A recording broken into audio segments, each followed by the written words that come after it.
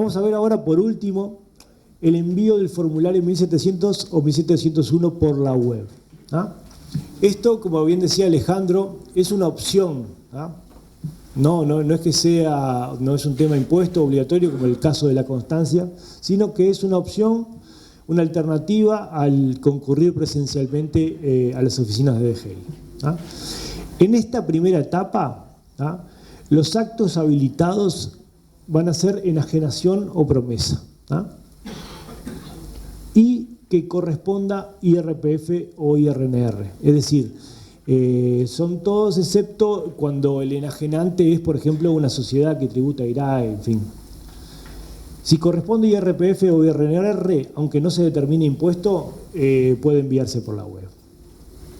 Y es necesario hacer los pagos al menos una semana antes de enviar la declaración. Ahí tenemos de vuelta, lamentablemente, el tema de la demora.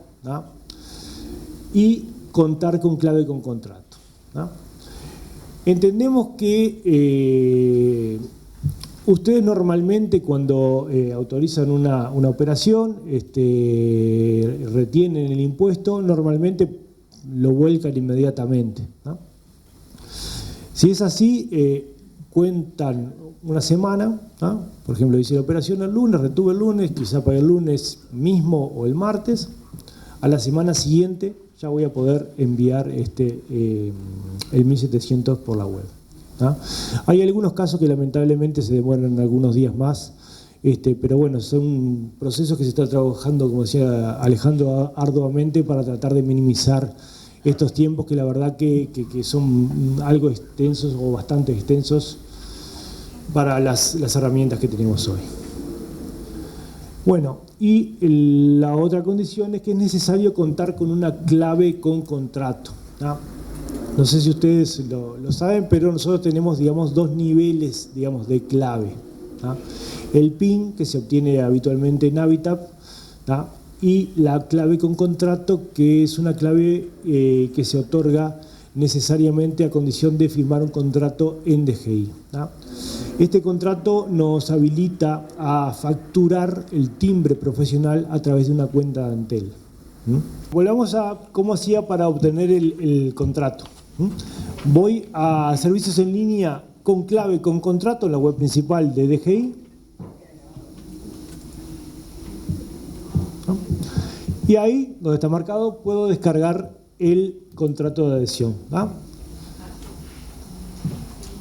Retomemos que yo precisaba para firmar el contrato, llevar el contrato en dos vías, llevar una fotocopia de cédula de identidad del firmante y una original y fotocopia de la última factura de Antel paga, con un servicio fijo, como decía Alejandro. No es necesario agendarse para hacer este trámite y no tiene por qué coincidir el titular de la cuenta de Antel con el firmante. Con el firmante me refiero con el contribuyente al cual se le van a cargar los timbres. En tanto estén las dos firmas, no hay problema. Ahora, una vez que obtengo la clave, esa misma clave, es la que puedo usar para consultar los pagos que les mostraba anteriormente. Ahora bien, ¿cómo ingreso la clave en el aplicativo? Yo voy al Sigma, tal cual lo estaban usando hasta ahora, voy a sujetos pasivos, y ahí donde dice contraseña, simplemente digito la clave que me proporcionó la DGI y confirmo. Eso lo hago una sola vez, obviamente el contrato también lo hago una sola vez en la vida y ya está. Y queda ya ingresada la clave. Desde ese momento en adelante ya puedo enviar todas las declaraciones que desee por web sin necesidad de digitar nuevamente la clave. Ahora bien, tengo que descargar también por única vez la última versión del formulario del 1700 y 1701. Voy a herramientas, ahí voy a programas y formularios, a la aplicación Sigma, a la opción descarga de formularios incluidos en el programa Sigma, Les repito que igual después le vamos a hacer llegar esta presentación, así les queda por cualquier duda, además de los instructivos correspondientes, ¿no?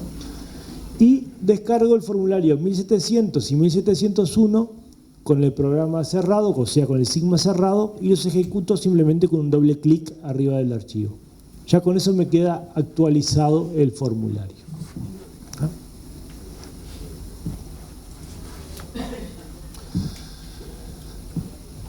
Voy a ingresar al 1700, lo hago como siempre, completo los datos necesarios y les voy a mostrar ahora simplemente las diferencias, ¿ah?, que tiene con la versión actual, ¿ah?, que son bastante simples. En la parte de la exposición, el detalle de los inmuebles, se agregó una pregunta, plano inscripto luego de mayo del 2002. ¿Ah? Esto obviamente es a los efectos del control, si corresponde, de la vigencia y existencia de la caracterización, de la creación jurada de caracterización urbana. ¿Ah? Sí. Eso, digamos, no implicaría ningún cambio respecto a lo que hacen ahora, porque si el plano es posterior, ya tuvieron que haber hecho el trámite de la declaración jurada de caracterización urbana. Y si es anterior, ponen que no, y si no lo hicieron, bien, no es exigible de momento. Y bueno, y otro pequeño cambio que tiene el formulario es que en la parte de la liquidación y pago del impuesto se agrega una línea, ¿ah?, en el que me va a pedir el número de pago, ¿ah?, en boleto por banco. ¿Ah? ¿Cómo tengo este número de pago? Si usé el boleto del 2902, el que le mostraba antes, es el que está arriba, el 320.951. ¿Ah? Es ese numerito. Si es web, ya les explico un segundito, por favor. Es el número que va a ir a buscar el sistema para validar la declaración jurada. Si es web, yo no tengo en el momento del pago todavía el número de boleto, ¿no? Entonces lo que voy a tener que hacer es ir a servicios en línea, ¿no?, loguearme, ¿no?, con la clave esta que tenía, con la misma clave con contrato, la que usé para el Sigma, ¿no?, ir a la parte de pagos donde dice consultas. Ahí lo filtro por las fechas y me va a aparecer en la cuarta columna donde dice boleto, ¿ah?, el número de boleto. Simplemente copio el número de boleto y lo pego en la aplicación Sigma. ¿Ah? Ya de paso esto les sirve para darse cuenta de que si yo veo el boleto es que ingresó en el sistema. Entonces no me va a rechazar el 1700 cuando lo envíe por web. ¿Ah? Ahí terminé de hacer el 1700, igual que siempre. Lo voy a marcar, ¿ah?, como hasta ahora, pero en lugar de usar la opción envío unidad, voy a usar la opción envío web. ¿Ah? Cliqueo envío web, eso me va a redirigir, me va a abrir el navegador que tenga predeterminado y me va a mandar automáticamente a la página de envío de declaraciones en servicios en línea. ¿No? Ahí lo que voy a tener que hacer es seleccionar archivo, que es lo que está marcado ahí con el circulito rojo, y voy a tener que ir a buscar el archivo que quiero enviar. ¿Ah? ¿Dónde está ese archivo que quiero enviar?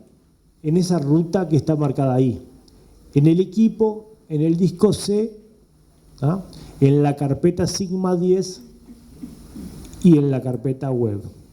¿Ah? Esto les va a costar la primera vez, la segunda, después van a ver que es muy simple, además depende cómo tengan configurado su PC, pero normalmente ya recuerdan la ruta, no van a tener problema. Siempre va a haber un solo archivo en esa carpeta que se va a llamar enviar.txt, cliqueo ese archivo, ¿ah?, y ya lo tengo listo para enviar. En el segundo campo me va a pedir un mail. En ese mail que yo digite ahí voy a recibir una respuesta si la declaración se envió correctamente o no, ¿ah?, Y la pregunta de seguridad, como siempre, y le doy enviar, ¿no? Si la declaración se envió OK, voy a tener un resultado como este, ¿no? Me va a decir el RUC del escribano, el formulario 1700, el periodo, la fecha de presentación con la hora, el CRC, que es un número de control, lo más interno, el número de esa declaración y sobre todo el estado OK. Ahí me quedo tranquilo, el formulario 1700 se envió correctamente, ¿no?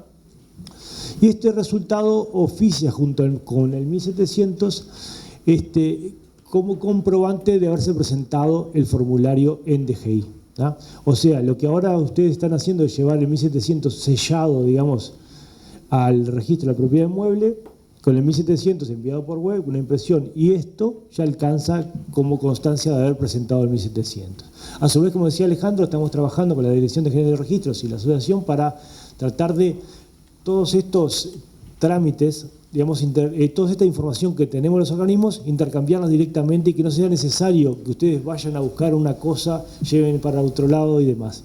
Entonces, lo que estamos instrumentando a través de DGI y la Dirección de Registros es que nosotros le podamos enviar ya esta información, ¿no? Y ustedes no tengan necesidad de presentar el 1700, ¿no?, en registro. Sí van a tener que presentar, como siempre, el resto de las cosas porque no hay forma de hacerlo, pero por lo menos este requisito no va a ser necesario. No ya. Todavía seguimos con el sistema viejo, vamos a tener que llevar el 1700 con esta constancia, pero próximamente no va a ser necesario. Y bueno, por último, si ustedes enviaron la declaración y no se recibió, pueden, lo que hace el sistema es listarle los errores que fueron la razón por la cual no se recibió la declaración 1700. En el ejemplo, dice, el boleto de pago digitado no ingresó al sistema o no es válido para esta declaración. Por ejemplo, si no se pagó todavía el impuesto o si todavía no ingresó al sistema. Los ejemplos 2 y 3 es que hay una diferencia entre el pago efectuado de ITP, ¿tá?, y el ingresado en el formulario. Por ejemplo, si hubiera un error allí. El 4, por ejemplo, dice, el valor real declarado es menor al valor catastral, ¿tá? Esto es porque se contrasta la información declarada en el 1700 con la información proporcionada a nosotros por la Dirección General de Catastro, ¿tá? Y en caso de haber un error y haberse ingresado en el 1700 un valor menor al que corresponda, digamos, no se recepciona el 1700 y se emite este mensaje de rechazo, ¿tá? El mensaje 5 de error dice, debe realizar caracterización urbana si el plano es posterior a junio de 2002. Es lo que hablamos recién, si ustedes marcaron que sí, porque el plano es posterior a junio de 2002 y no se hizo